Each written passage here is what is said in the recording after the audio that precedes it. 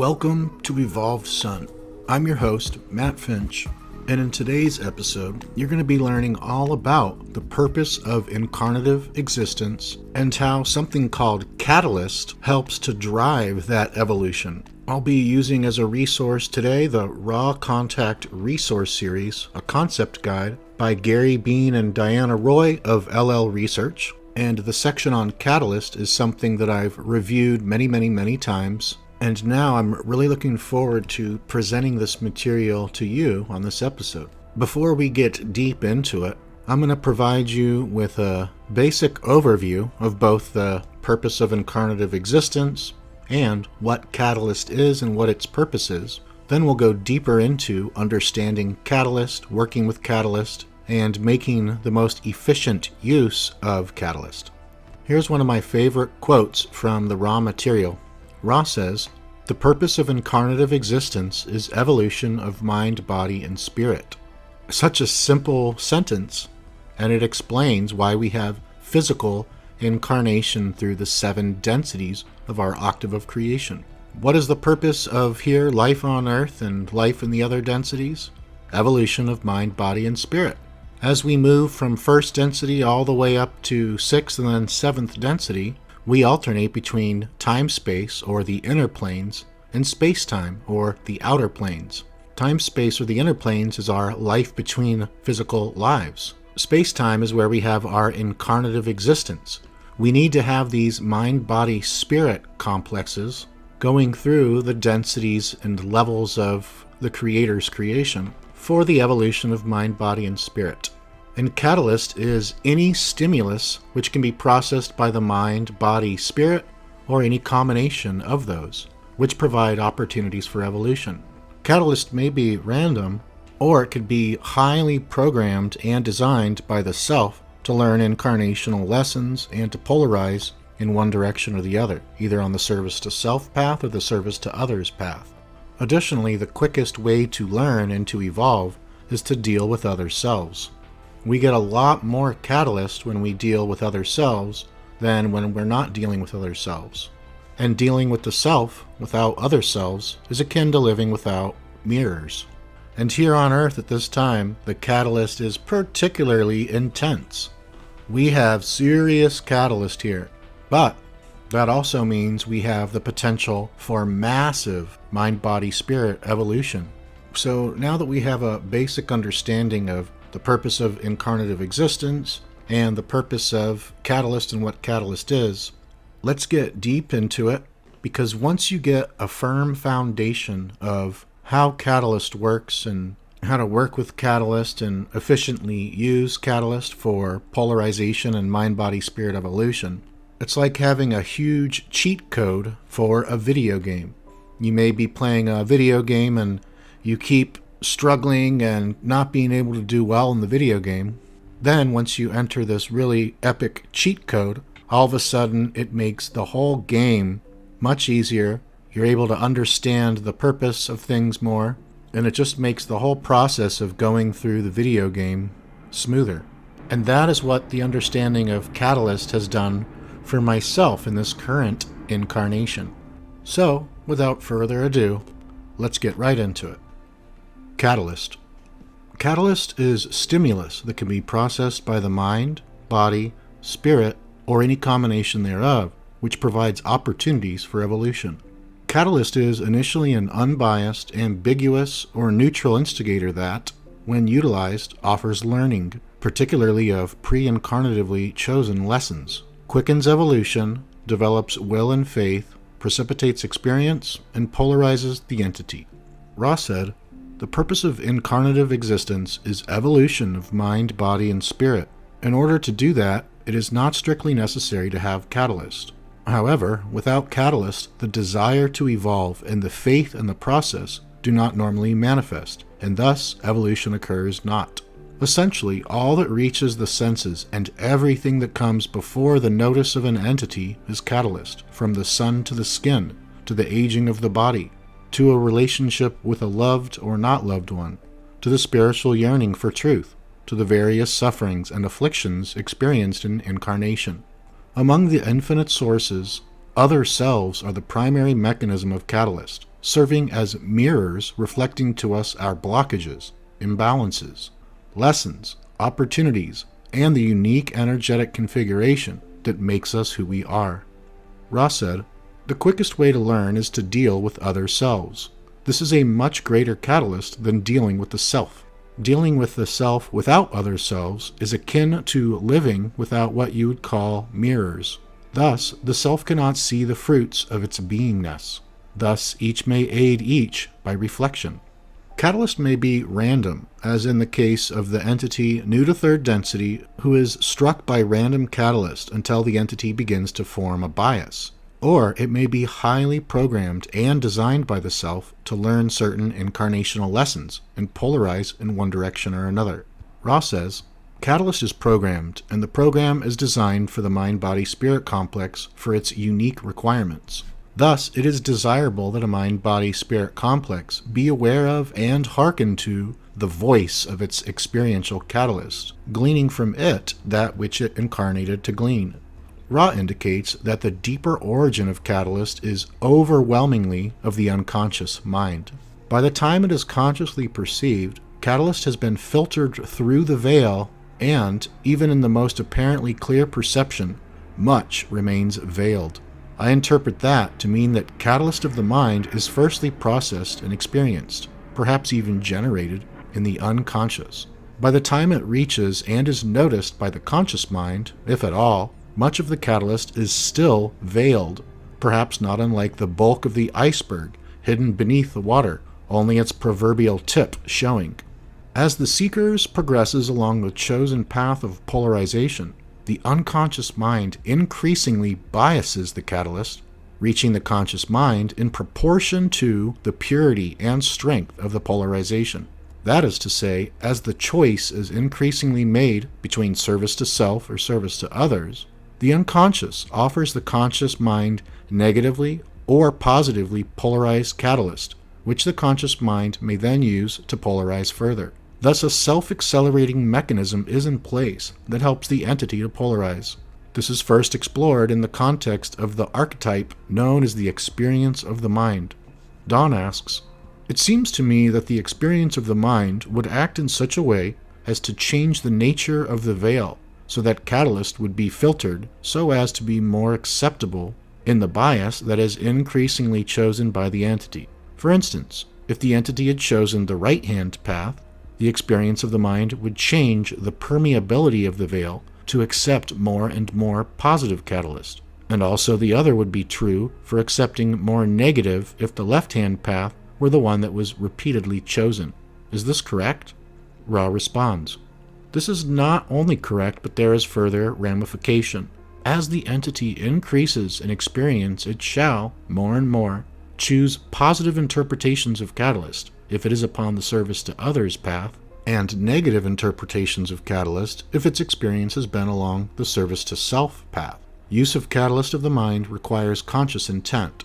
Ra said, "All uses of catalyst by the mind are those consciously applied to catalyst. Without conscious intent, the use of catalyst is never processed through mentation, ideation, and imagination.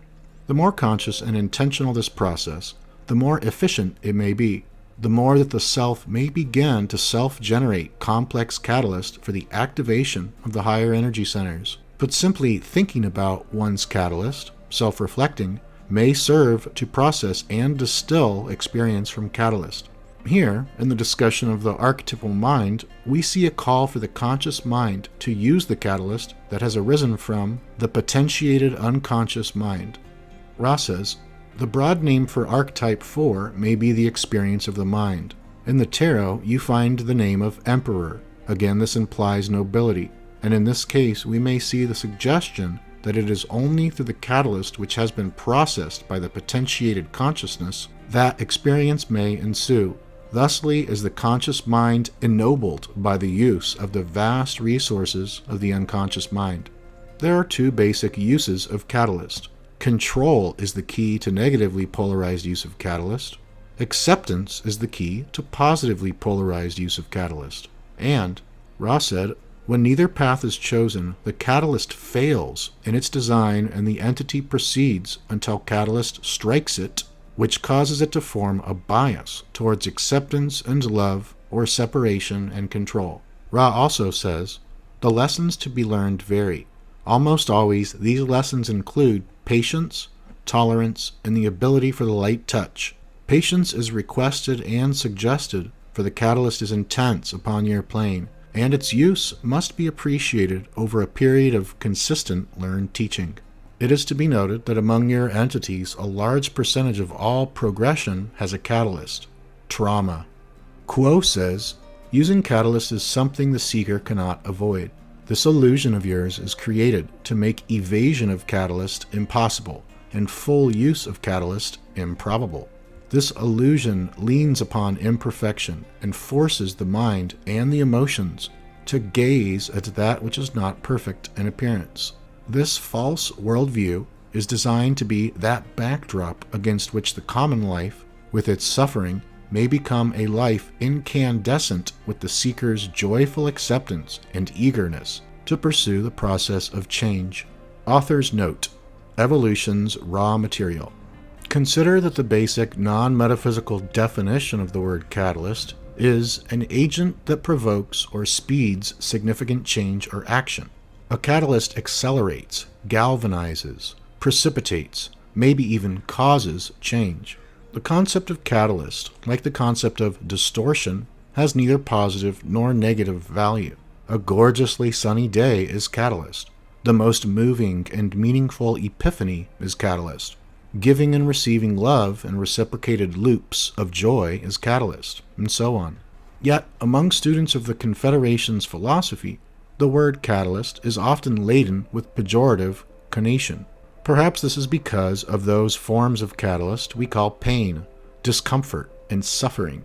Particularly true on this planet, where Ra says a large percentage of our evolutionary progression happens by way of a type of catalyst called trauma.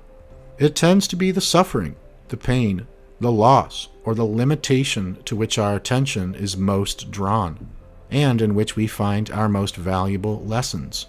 This tends to be where catalyst, particularly if used, really accelerates and deepens the journey, and this is where catalyst becomes such a significant concept. Though the entire philosophy transmits a radical understanding of self-authority, catalyst stands out, in my opinion, as perhaps the single most empowering word in the Law of One. We have so many mental narratives about the meaning, purpose, and value of our experience. Many of those stories bespeak the ways we have done something wrongly, or have been mistreated, or have lost or failed. Maybe these things objectively happened, or maybe this is just our perception. Either way, Ra says that whatever is happening is catalyst for our spiritual evolution, catalyst to discover the true, unlimited nature of self. Sustained consideration of this idea essentially flips the script. It reorients your entire relationship to that which you perceive to have transpired. It puts you back into the driver's seat. Instead of feeling that the self has been irreversibly diminished, you see, with faith, how you might use the experience to learn and grow. Instead of sinking into despair, loss, loneliness, fear, anxiety, or the like, you realize with faith that this too is fuel for your spiritual growth. Catalyst could be said to be synonymous with opportunity. However devastating, there is nothing that happens to you that cannot be used for evolution. In fact, the more significant the catalyst, the more likely that it has been pre-incarnatively programmed. Certainly, one must give themselves the space to genuinely experience sorrow, defeat, loss, limitation, etc., but in contemplation of the function of catalyst, indeed, of the very objective of all life experience, one realizes that the self is unlimited. There is no final defeat. There is no loss which cannot be redeemed and recovered. One may have to choose a new course in life, or come to terms with a genuine and grievous loss of life, love, property, status, desire, etc.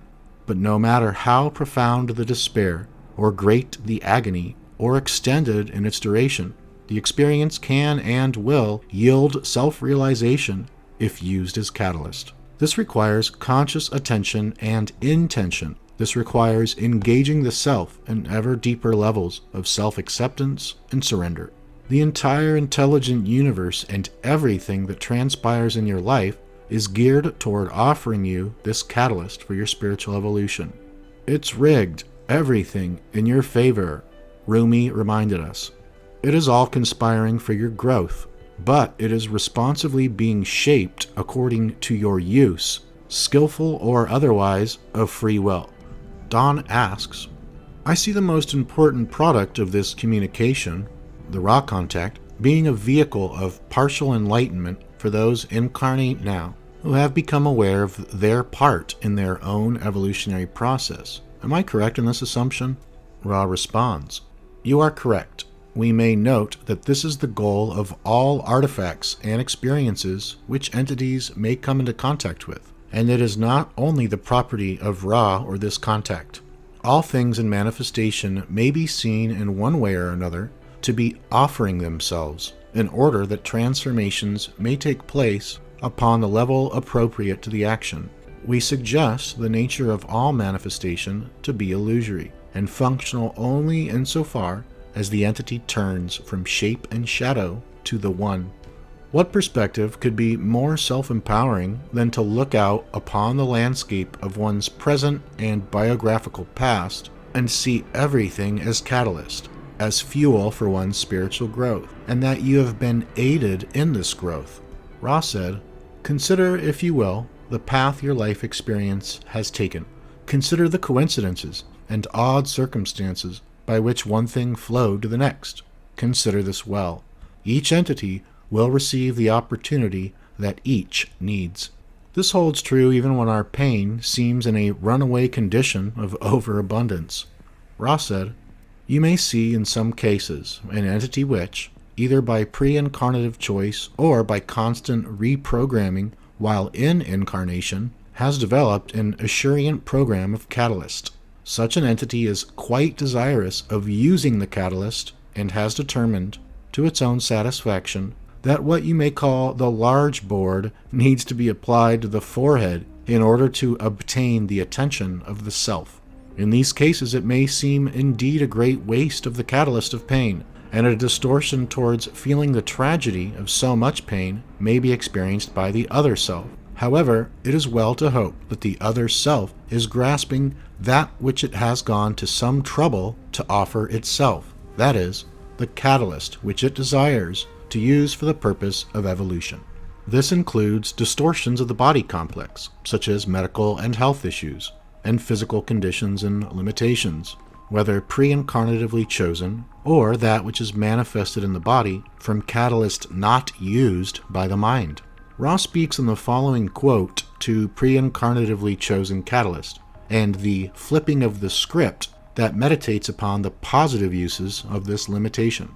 Ra said, We might note further that when the one wishing to be healed, though sincere, remains unhealed, as you call this distortion, you may consider pre-incarnative choices, and your more helpful aid to such an entity may be the suggestion that it meditate upon the affirmative uses of whatever limitations it might experience.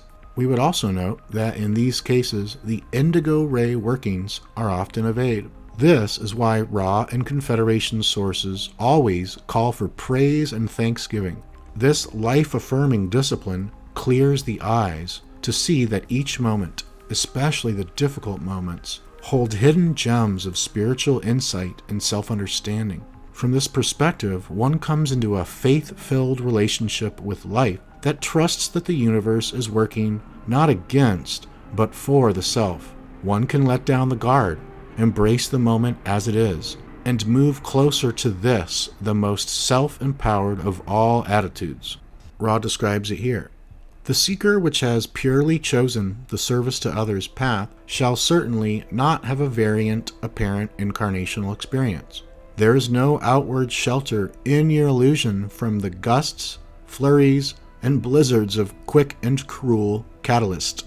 However, to the pure, all that is encountered speaks of the love and the light of the one infinite creator. The cruelest blow is seen with an ambiance of challenges offered and opportunities to come. Thusly, the great pitch of light is held high above such an one so that all interpretation may be seen to be protected by the light.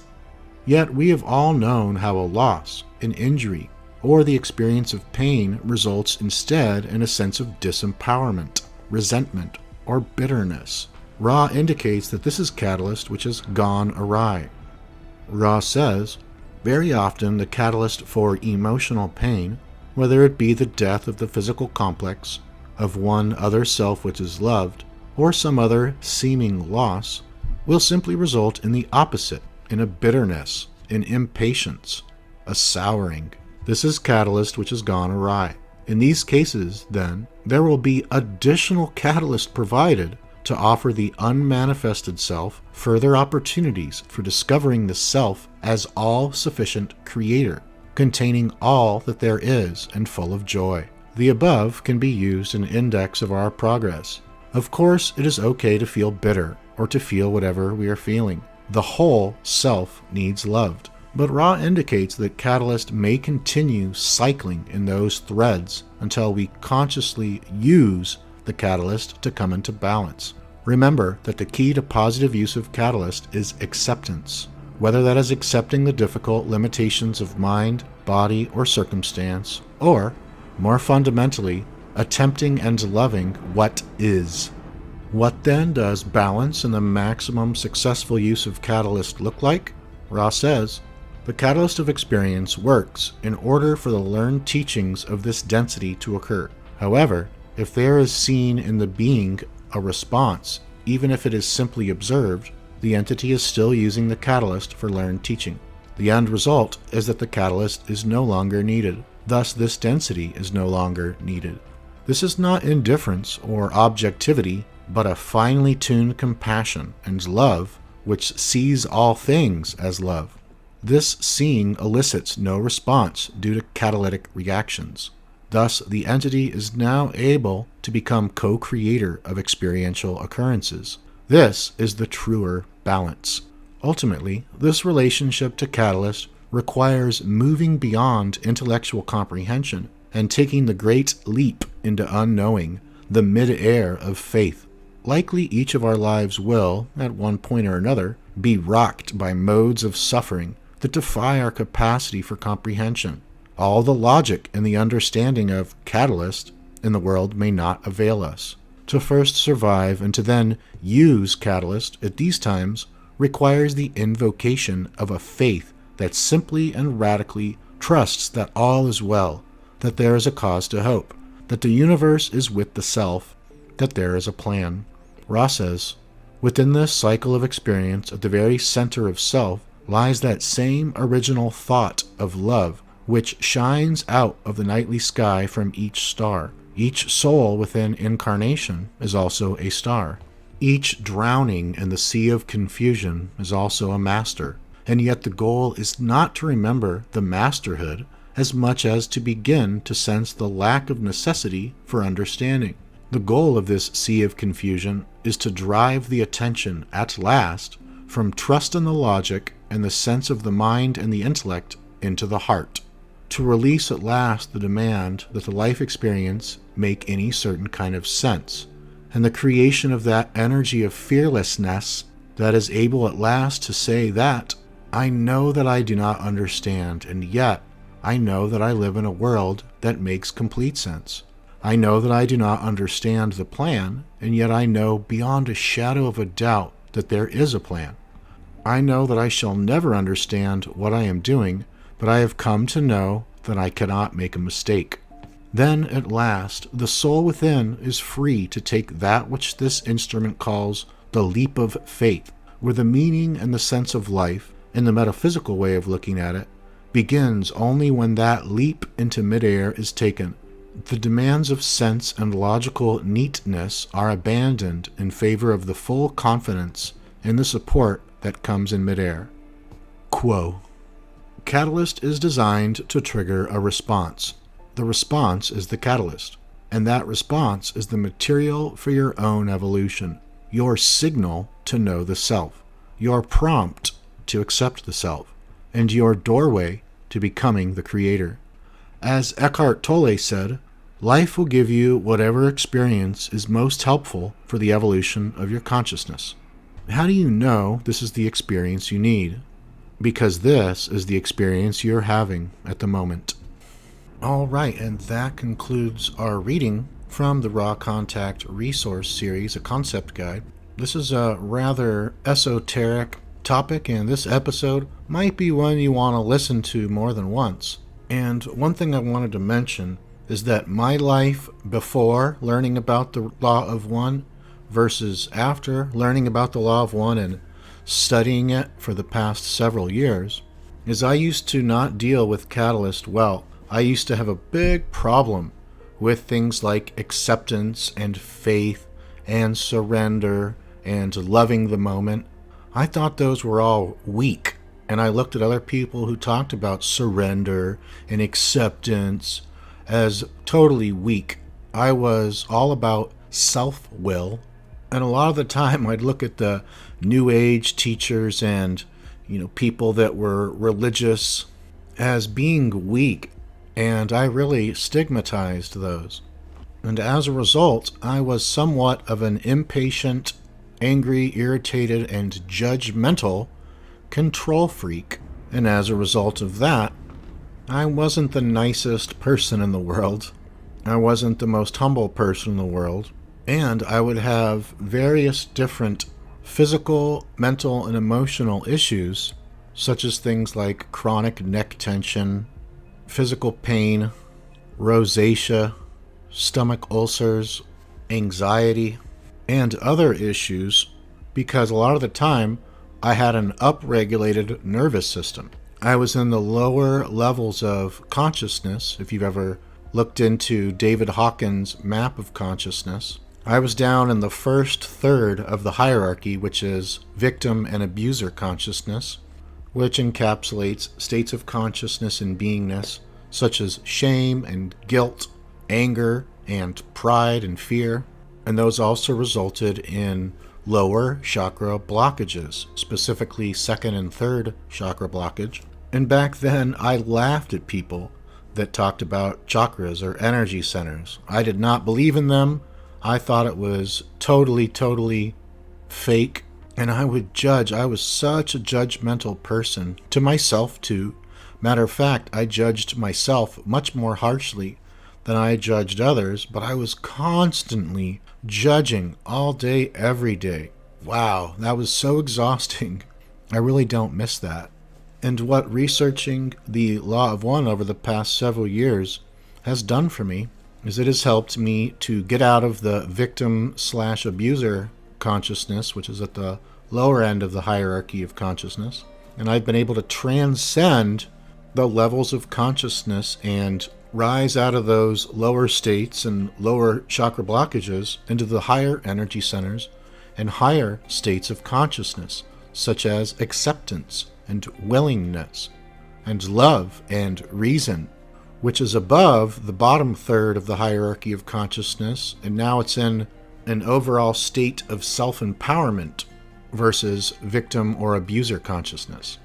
I've had moments or even days of being in the top third tier of the scale of consciousness, which moves from self-empowerment up to self-realization. And from these higher states of consciousness, now I no longer judge people. I no longer judge myself. I no longer try to control my experience, every aspect of my experience. I am much more accepting, forgiving, compassionate, loving, kind, honest, and as a result, my central nervous system is no longer upregulated, and most of the time, I have a physical, mental, and emotional baseline of grounded neutrality and equanimity.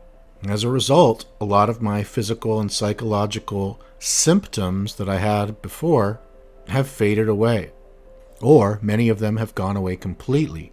And having a better understanding of catalyst, as described in the Law of One in the raw material, has made my life so much better. I also love the idea that catalyst could be said to be synonymous with opportunity, meaning that however devastating and however crushing, there really is nothing at all that happens that can't be used for my evolution. Additionally, the more significant the catalyst, I'm now able to ascertain that it's probably been pre-incarnatively programmed by myself.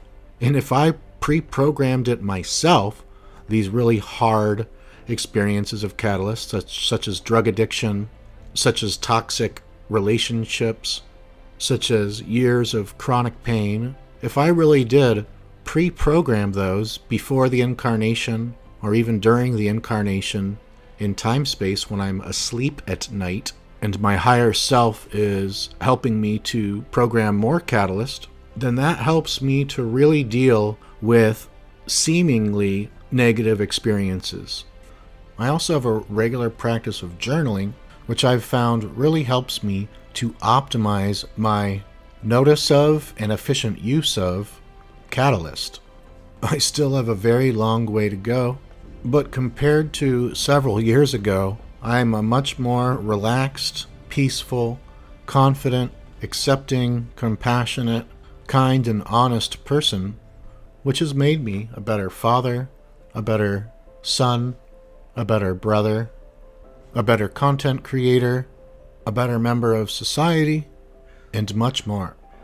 And as always, thank you so much for listening. Take good care of yourself, and I'll see you on the next episode.